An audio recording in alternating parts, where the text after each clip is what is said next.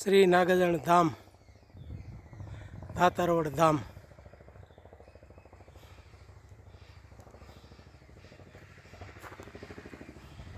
આ જગ્યા પણ અતિ પ્રાચીન અને જૂની છે.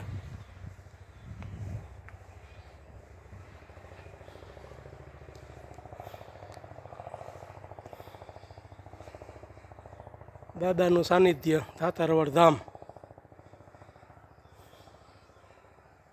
ધાતરવડ ગીર.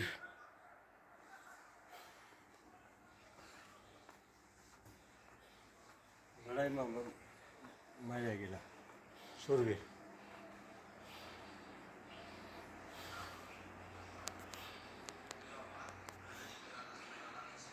શ્રી નાગાજણ દાદા, ધાતરવડ ગામ. આ તેમનો આશ્રમ છે.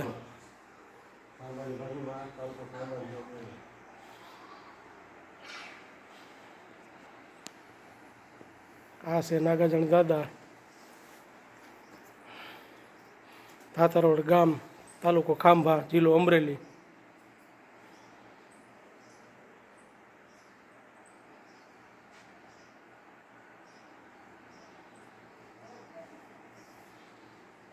દાદા પર ઇતિહાસ જણાવવાની કે દાદા કે ઇતિહાસ આનો ઇતિહાસ જણાવવા.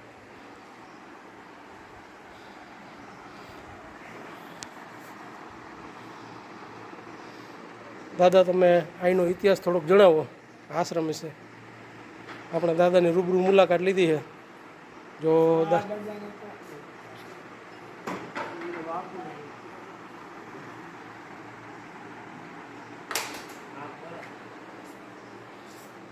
આ જગ્યા વિશે થોડોક આમ અમને આનું મહત્વ જણાવો.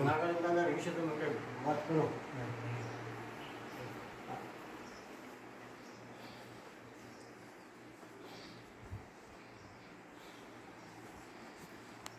નાગાર્જુન દાદાના પૂજારી છે. આ નાગાજણ દાદા રહ્યા, તેમના પૂજારી છે.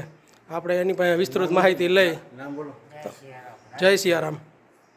મારું નામ રાજુગીરી છે, ગોસાવ. હા હા. હું આ દાદાની સેવા પૂજા કરું છું.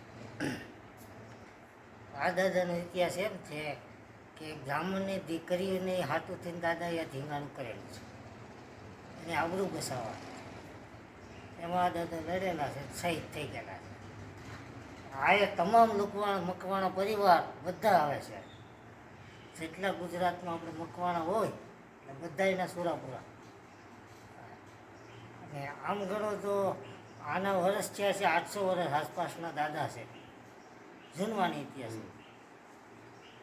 એટલે દર વર્ષે અહીંયા મેળો થાય દાદાના સાહિત્યમાં. તિથિ ઉજવાય દાદાની ભાદરવી અમાસ.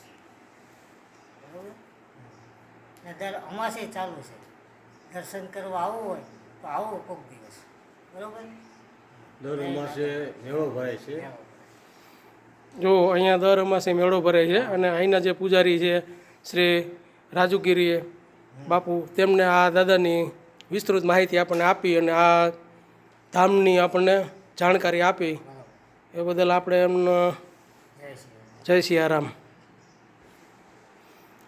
અને આ છે દાદાનું સાનિધ્ય અને આ છે દાદાનો ઇતિહાસ કે દાદાએ અહીંયા પોતે શહીદ થઈ ગયા છે અને લુહાર મકવાણાના સુરાપુરા દાદા છે. અને ગુજરાતમાંથી પણ અહીંયા મકવાણા પરિવારના કુટુંબના લોકો અહીંયા આવે છે અને આ દાદાને ખૂબ જ માને છે. અને આ દાદા તેમના ધાયરા કામ પાર પાડે છે.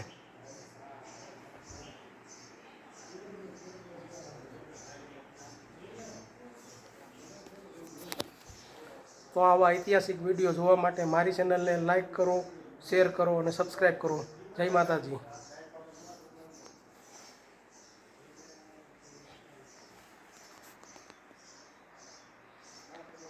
જય નાગાજણ દાદા.